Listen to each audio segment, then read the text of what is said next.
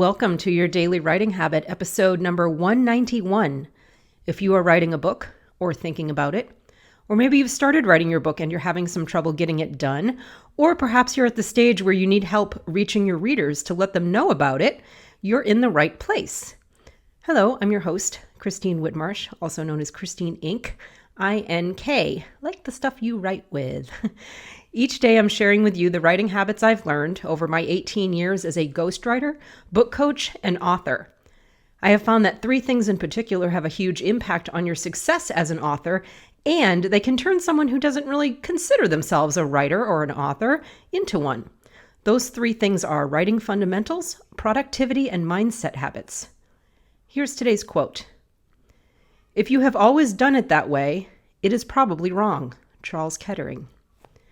So a question I get quite a bit, and also a little value add that I provide for my authors, is helping people determine whether they should publish traditionally or if they should self or indie publish. And by the way, those terms, self and indie publishing, they're both used pretty interchangeably these days. And for me, they basically mean the same thing. They mean publishing your book outside of the publishing system. So outside of somewhere where you need to get permission from a publisher. And there are actually indie publishers available where you can pay them to help you produce your book. All what I call the techie things like formatting and editing and cover design and the upload and all those kind of things that sometimes we're geniuses at writing our books, not so much on the production side. So when I say self or indie publishing, I mean doing it outside the constructs of the permission-based publishing system and getting it done yourself, even if you do need to hire people for some extra help for the techie things. So that's the major distinction. And, again, traditional is more, they sign you, then they produce, distribute, and to some extent they market your book for you. Although, to be honest, that's less and less these days, the marketing side. So be prepared to market, and we'll talk about that in upcoming episodes as well. So how do you know which is the best route for you and for your book, traditional or self-publishing? Obviously, there are many personalized factors to take into consideration for each author, but here are the broad strokes. Let's start with traditional. Traditional publishing is the oldest and for many years the only way an author could get their book published and out to readers. Rather than listing the pros and cons of traditional publishing, like so many articles, let's get right into it and let me share with you the groups of people, the types of authors that I believe should be traditionally publishing their books.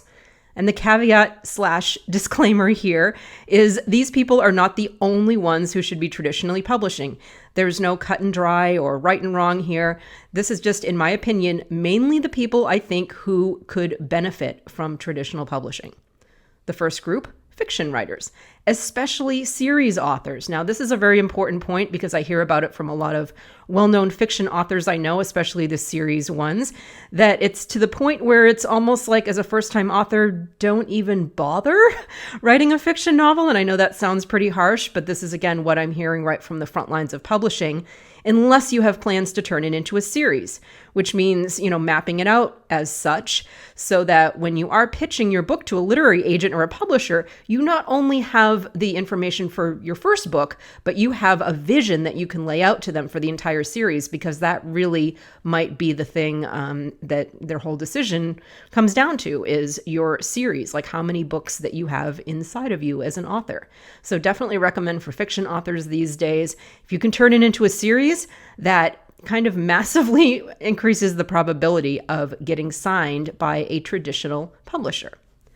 The other group that I would recommend or even encourage towards a traditional publishing route are authors of fiction or nonfiction books who don't possess the quote-unquote entrepreneur gene, kind of the self-marketing business gene, or people who are just not interested in all the elements that come with producing, distributing, and marketing your own books, not just for the launch, but all the way for the long term. If you just really don't have that kind of marketing interest and you have, you need someone else to do that for you. Now, the caveat here is with an author platform. Now, an author platform is something that agents and publishers are looking for these days. They're basically looking for some kind of online proof that you have an audience of people who are excited and waiting to read your book.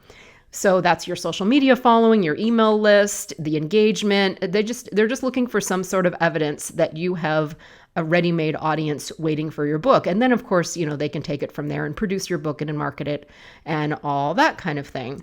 So these days, a totally quote unquote non-markety author actually won't get very far, because you do need to like marketing, or at least not be totally averse to it, in order to build your platform and then use that as ammo to get an agent or publisher, or use that marketing savvy to self-publish your book. So kind of damned if you do and you don't here. You really kind of need to like marketing to a certain degree these days. So those are the two groups of people I would recommend exploring the traditional publishing route: fiction writers, especially series authors, and authors who really are not in love with the idea of being kind of literary entrepreneurs. Be sure and tune in on Monday, October 21st, episode number 193, when I'll reveal which authors should self or indie publish their books. And remember, tomorrow, October 20th, is Sunday Story Time, where I will read an excerpt from a client book and then pose a learning question for you that can help you with your writing. Thank you for joining me here on Your Daily Writing Habit, where I'm helping you write and finish writing an awesome book. Be sure and drop by my Inc. Authors group on Facebook for motivation, accountability, book writing, and publishing resources and more. That is Inc., I-N-K, Authors on Facebook. And if you know someone who wants to write a book, please let them know about Your Daily Writing Habit. I would appreciate it. Until tomorrow, happy writing.